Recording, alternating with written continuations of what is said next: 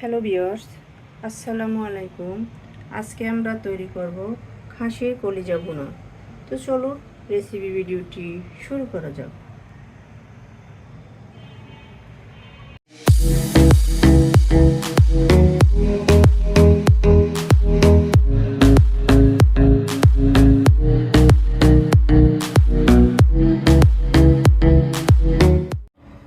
শুরুতেই এটা তৈরি করার জন্য কিচেনে এসে চুলায় একটা প্যান বসিয়ে দিয়ে দিচ্ছি প্রয়োজন মতো তৈল।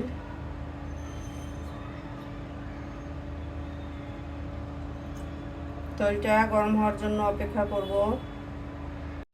তৈলটা গরম হয়ে আসছে, এখন আমি এর ভিতরে দিয়ে দিচ্ছি কিছু দারুচিনি, লবঙ্গ, গোলমরিচ, 7-8টা এলাচ তেতো করে দিয়ে দিলাম, 2টা তেজপাতা ছেড়ে দিয়ে দিলাম।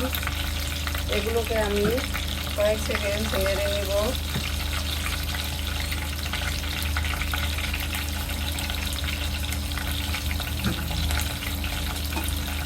এখন এর ভিতরে দিয়ে দিব কুচি করে রাখা পেঁয়াজ।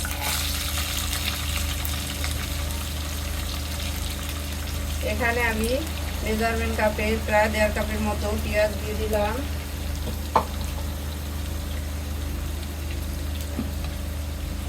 সামান্য লবণ দিয়ে দিচ্ছি, এতে করে পেঁয়াজটা তাড়াতাড়ি নরম হয়ে আসবে। এটাকে আমি নেড়ে হালকা ব্রাউন কালার করে নিব।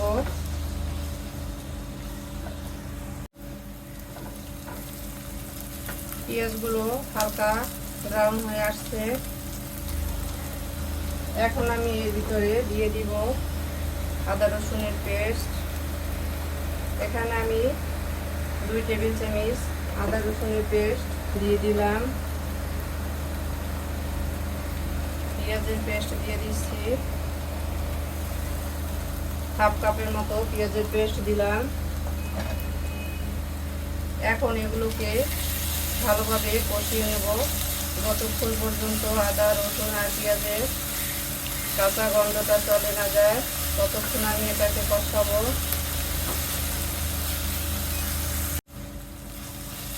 আদা রসুন আর পেঁয়াজের কাঁচা গন্ধটা চলে গেছে,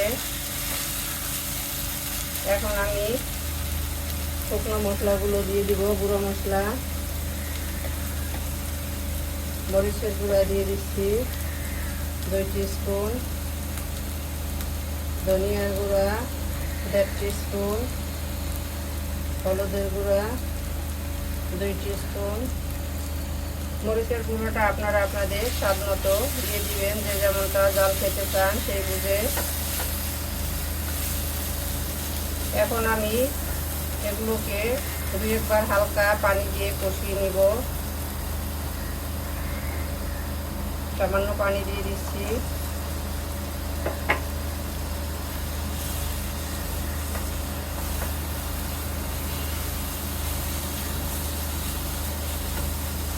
এভাবে অল্প অল্প করে 2 বার আমি পানি দিয়ে কষিয়ে নেব। তো ফিরে আসছি, এটা ভালোভাবে কষিয়ে নেওয়ার পরে মশলাটাকে আমি খুব ভালোভাবে কষিয়ে নিয়েছি, দেখতেই পাচ্ছেন এর থেকে তেল ছেড়ে দিয়েছে। এখন দিয়ে দেবো এখানে মেইন উপকরণ কলিজা। এখানে আমি খাসির কলিজা, মাংস, হাড়, চর্বি একত্রে নিয়ে নিয়েছি। শুধু সলিড কলিজা ভুনা করলে এটা খেতে ভালো লাগে না, মেটো মেটো লাগে। তাই এখানে আমি মাংস, হাড়, চর্বি সব কিছুই একত্রে নিয়ে নিয়েছি। এভাবে কলিজা ভুনা করলে এর টেস্টটা অনেক গুণে ভালো আসে। অনেকেই কলিজা কালো হয়ে যায় তাই সেদ্ধ করে এটা রান্না করে। সেদ্ধ করে কলিজা ভুনা করলে এর পুষ্টিমান নষ্ট হয়ে যায়, তাই এটা কখনোই করবেন না। সামান্য মাংস এর সাথে অ্যাড করে দিলে এতে রংটাও সুন্দর হয়, টেস্টটাও ভালো আসে।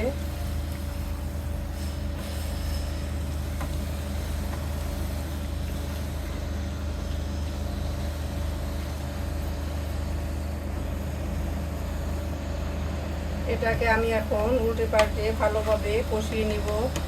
এখন দিয়ে দিচ্ছি কিছুটা লবণ। লবণটা বুঝে দিতে হবে, কেননা আমি পেঁয়াজের সাথে কিছুটা লবণ দিয়েছিলাম।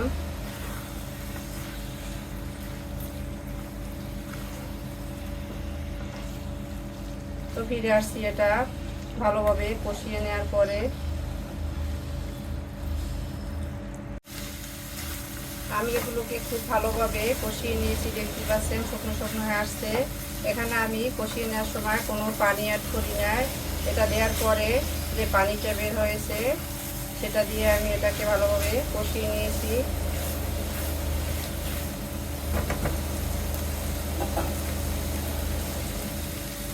এখন আমি এর ভিতরে কিছু আলু দিয়ে দিব। আলুগুলোকে আমি কেটে ধুয়ে পানিতে ভিজিয়ে রেখেছিলাম। আলু কেটে অবশ্যই পানিতে ভিজিয়ে রাখতে হবে, নইলে এগুলো কালো হয়ে যায়।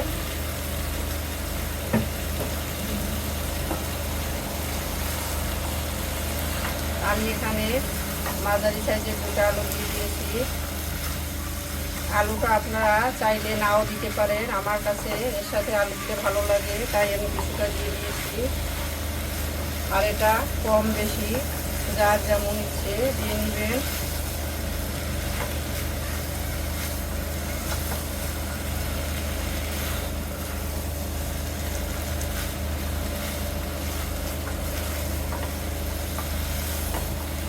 আলুটার সাথে নেড়ে কিছুক্ষণ কষিয়ে নিলাম। এখন আমি এটা সেদ্ধ হওয়ার জন্য প্রয়োজন মতো পানি দিয়ে দিব।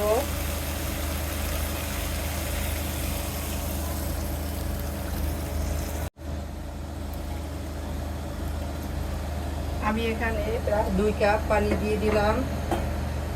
এই 2 কাপ পানি দিয়ে আমার এগুলো সেদ্ধ হয়ে যাবে।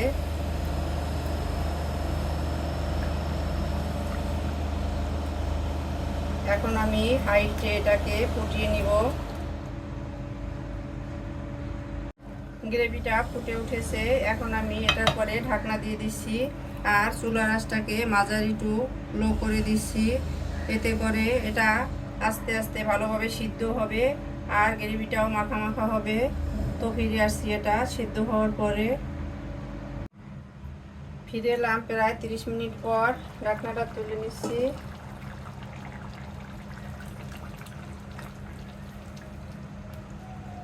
দেখতেই পাচ্ছেন আমাদের কলিজা ভুনা কিছুটা মাখা মাখা হয়ে আসছে আর এটা মোটামুটি সিদ্ধ হয়ে গেছে। এখন এর ভিতরে দিয়ে দিচ্ছি একটা টমেটো কুচি করে আর 4টা কাঁচামরিচ। কাঁচামরিচগুলোকে আমি আস্ত দিয়ে দিয়েছি, মুখ ফেলে দেয়নি। এর থেকে জাল বের হবে না, কিন্তু সুন্দর একটা স্মেল বের হবে।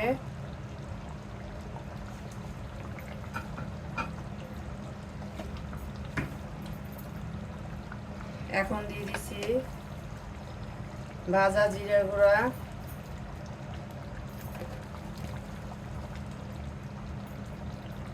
আমি 2 টিস্পুন ভাজা জিরার গুঁড়া দিয়ে দিলাম।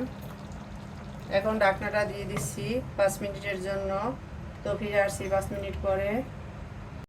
ফিরে এলাম 5 মিনিট পরে, ঢাকনাটা তুলে নিচ্ছি।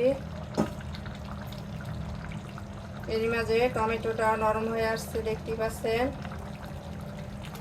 তো আমাদের কলিজা ভুনা ডান। এটাতে এতটুকু জল থাকবে, কেননা আমি এখানে কিছুটা আলু দিয়েছি। এটা ঠান্ডা হলে পরে আরও কিছুটা মাখা মাখা হয়ে আসবে। তো আমি এখন এটাকে তুলে নিয়ে সার্ভ করে নিব। তো চলুন সার্ভ করে নেওয়া যাক। সার্ভ করে নিলাম আমরা আমাদের খাসির কলিজা ভুনা। দেখতেই পাচ্ছেন কতটা লোভনীয় হয়েছে। আমাদের রেসিপি ভিডিওটি ফলো করে আপনারাও তৈরি করে দেখবেন। কমেন্ট সেকশনে জানিয়ে দিবেন কেমন হয়েছিল আমাদের রেসিপি ভিডিওটি। লাইক, কমেন্ট, শেয়ার, সাবস্ক্রাইব করে আমাদের পাশে থাকবেন। আল্লাহ হাফেজ।